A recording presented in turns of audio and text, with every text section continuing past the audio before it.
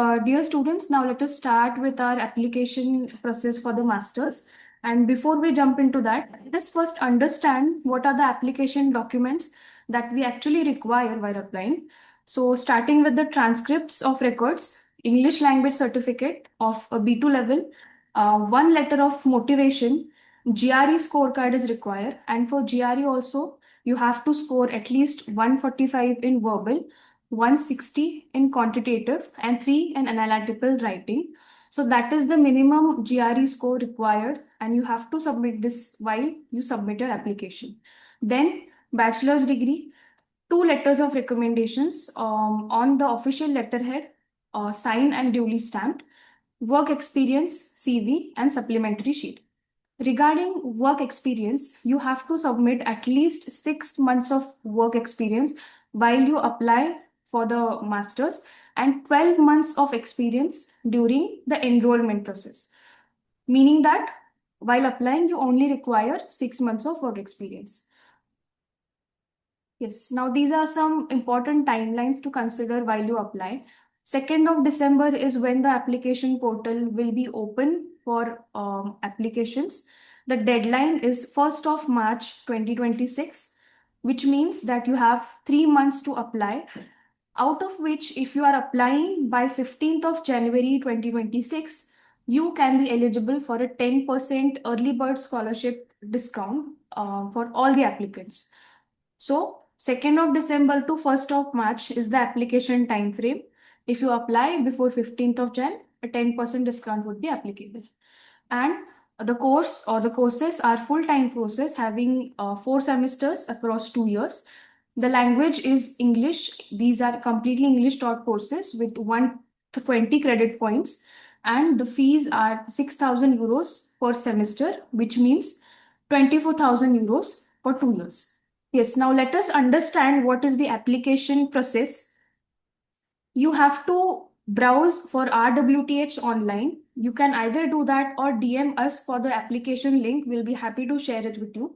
So once you click on that link, this interface appears onto your screen. If you are new to this, you first have to register with RWTH Online. As you can see, it is highlighted in blue font. You have to register and create your account on the application portal. So for doing that, simply click on the register with RWTH Online first, and then you have to create your applicant account. Now, once you click on that, a basic user registration form will appear in front of your screen. Please look towards the left side. As you can see, you have to fill in some basic information such as your name, first name, last name, date of birth, gender, nationality. In case of maiden name, it's not a compulsory question. However, if there are female applicants who are married and who have their previous or before marriage name on their academic documents, in that case, you can fill in a maiden name, which is your name when you were a bachelor. Okay, it's not a compulsory questions. The questions which are highlighted in yellow, those are only the compulsory ones. So you simply have to fill in this information, put in your email address, and then click on confirm data. Now make sure that you put a very active email address, because henceforth, whatever application updates you will be receiving will be on this email itself. So once you confirm the data, this is how the user registration would appear towards the right of the screen. If all the information that you have filled is correct, please click on submit data.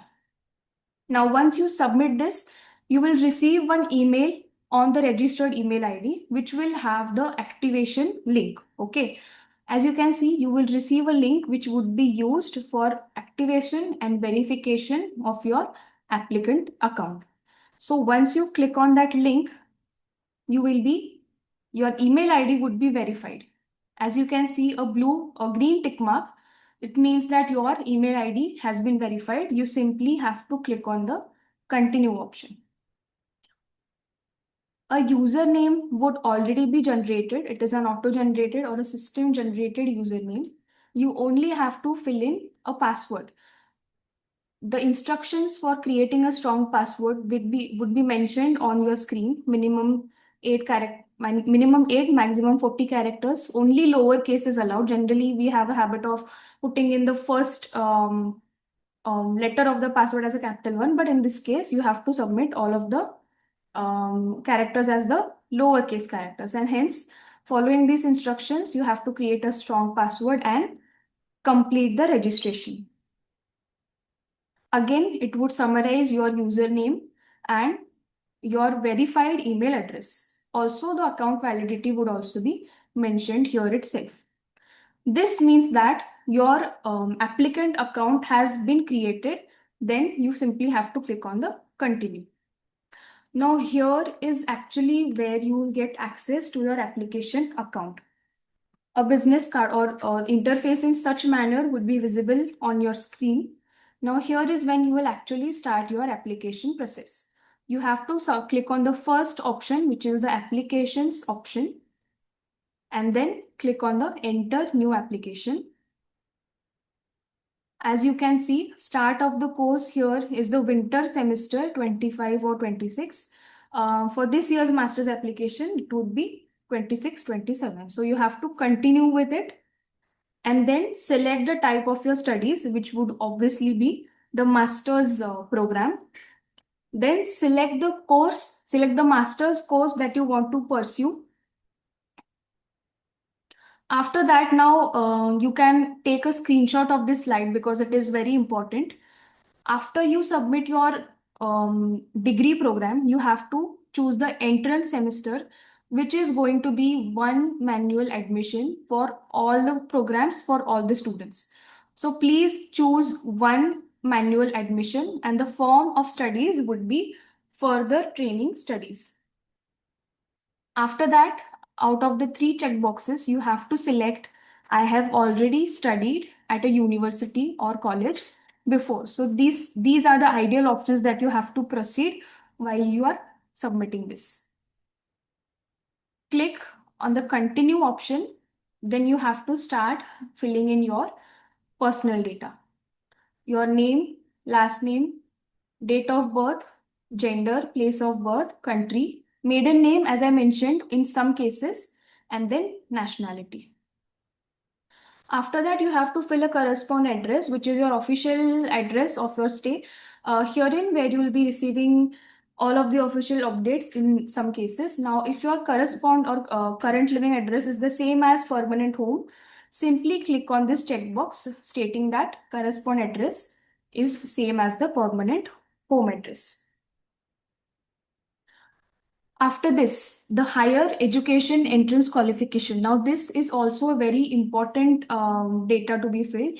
It is not about your bachelor's, it is about your highest secondary education before the bachelor's degree. So, ideally, it has to be the 12th standard educational qualification details.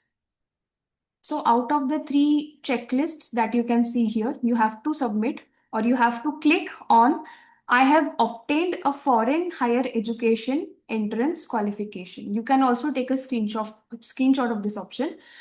I have obtained a foreign higher education entrance qualification. And thereafter, you have to fill in all of your 12 standard details. What was the name of the what was your name on the certificate, date of the certificate, that is the 12th certificate, average grades that you earned, name of the school, location, country, and region. Then you have to continue with it. Now, academic background. This is where you would be filling your bachelor's degree details. So you have to click on add degree program and then continue. Here you have to fill in your country of education, university name, college name, the degree, what was the form of study, and subject according to the statistics, which would obviously be the name of your bachelor's degree. Start of the course and end of the course. Now the leaves, internship and everything, that's not important. Those are not compulsory questions. Only the boxes which are marked in yellow are the compulsory questions. So these all details are regarding your bachelor's degree. Once you fill in those, a summary would be visible to you, or as you can see, the university's name, degree, program name, and tentatively the start name. Now this is winter and summer, 18th winter and 22 summer. That is how it would be filled in. Once you submit all of your bachelor's degree, you have to continue once again. Now here you will be starting with uploading all of your application documents. Towards the left of the screen, you can see a checklist, I would say, or a list of the documents required, starting with the motivation letter for the scholarship. Now you simply have to click on the choose file option and submit the documents one after the other. You cannot upload documents all at once.